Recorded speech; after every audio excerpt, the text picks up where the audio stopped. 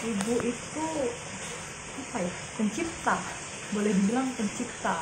Kita kan dia melahirkan anak, melahirkan seorang anak. Setelah melahirkan, memberikan ilmu, memberikan makan, menemani bertumbuh, memberikan pengalaman-pengalaman hidup, bekal-bekal cerita depan. Jadi bisa dibilang ibu itu pencipta, bisa dibilang juga apa ya, creator kehidupan seseorang,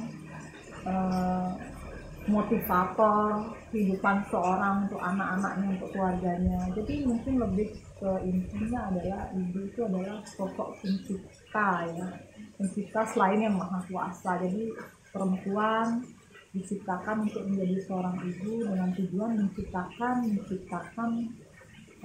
hal-hal yang indah, yang kuat dalam kehidupan. Saya juga seorang ibu dan juga bekerja sebagai pekerja seni, terutama lukis kain. Jadi apa yang saya lakukan untuk diri saya, untuk keluarga saya, untuk lingkungan saya, daerah saya, pastinya berharap ada pengaruh baik di sisi itu. Dalam melukis saya menemukan keindahan, karena dalam melukis kain saya menuangkan beberapa ide, beberapa keindahan-keindahan yang saya lihat, yang saya rasakan, yang saya tuangkan melalui sebuah karya. Dan akhirnya karya itu bisa juga menjadi lahan rezeki untuk saya dan untuk para pekerja saya. Jadi seni itu, ibu, seni, dan Bali itu sendiri sangat berkaitan, jadi berpengaruh dalam diri dan untuk luar. Jadi keterkaitannya kuat, pakai hati, pakai rasa. Jadi menyeimbangkan, karena seorang ibu dituntut juga untuk meluangkan waktu untuk dirinya, keluarganya, dan pekerjaannya. Jadi harus diseimbangkan dengan hal-hal yang sifatnya positif, antara kewajiban kepada keluarga. Pertama, kewajiban kepada yang di atas ya, kewajiban kepada yang di atas, kewajiban kepada suami, keluarga, kewajiban kepada sosial. Jadi harus seimbang. Kesehatan mental itu adalah kekuatan kita itu untuk berkarya.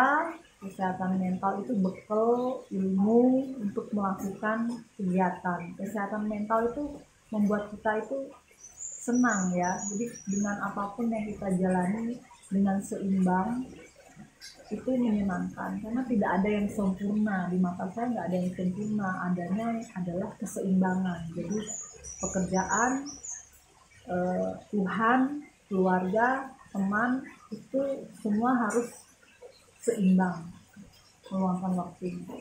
Saya percaya itu takdir ya, pasti itu garis takdir. Kalau melihat saya bagaimana kecil, bertumbuh remaja, menjadi dewasa dengan agama saya terdahulu, itu buat saya pasti ada rahasia Tuhan di balik itu. Setelah saya, terutama 2 tahun ini ya, terutama 2 tahun terakhir menjadi istri seorang pemangku, mendampingi beliau, terutama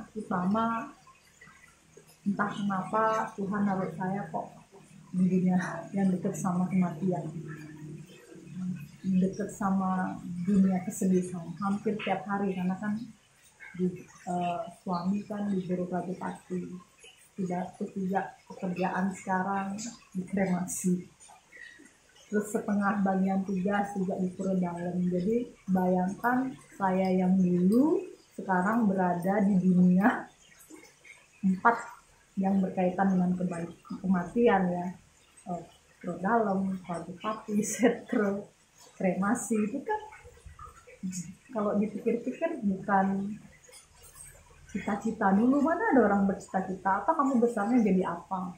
Masa saya ngurus jenazah atau apa sih? Enggak. Tapi saya percaya itu takdir. Di usia yang mungkin masih 40, sekarang saya bertanya ke dalam diri, apa sih saya, siapa saya dan untuk apa. Jadi ternyata memang karena kita orang Bali, di mana saya belajar sekali di orang Bali sekarang, ajaran Hindu sekarang tentu berbeda dengan ajaran saya terdahulu.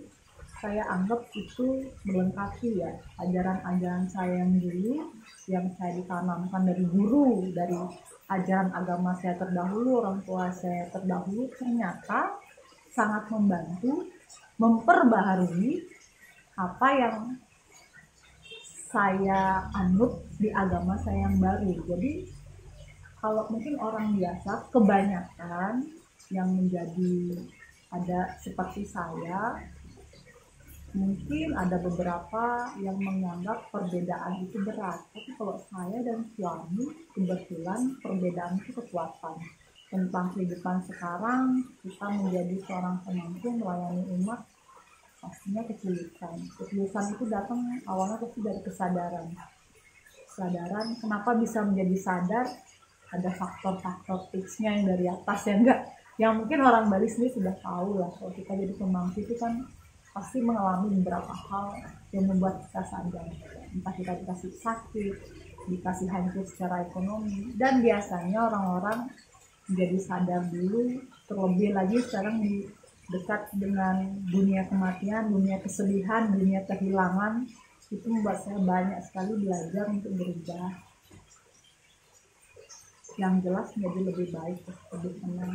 Dulu kan hidup itu mencari kesenangan, mencari ambisi lah. Kalau sekarang sih hidup mencari ketenangan sama rasa syukur ketika kita berada di antara kesedihan sama kehilangan itu. Sebenarnya rasa apa, kalau mau ya, kalau buat saya ya, kalau teman-teman mau ingin mengenali rasa syukur lebih dalam, itu bersamalah orang-orang yang kehilangan, rasakanlah kehilangan. Di situ baru kita tahu waktu dan pentingnya orang-orang yang kita sayang.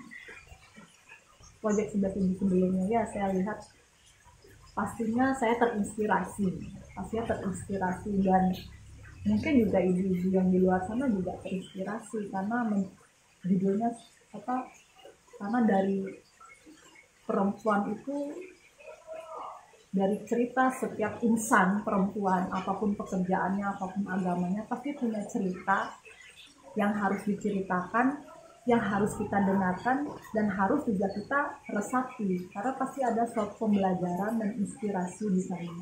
Perempuan menguatkan perempuan, jadi sebenarnya itu proyek ini bagus sekali untuk para ibu, para perempuan, untuk saling menguatkan.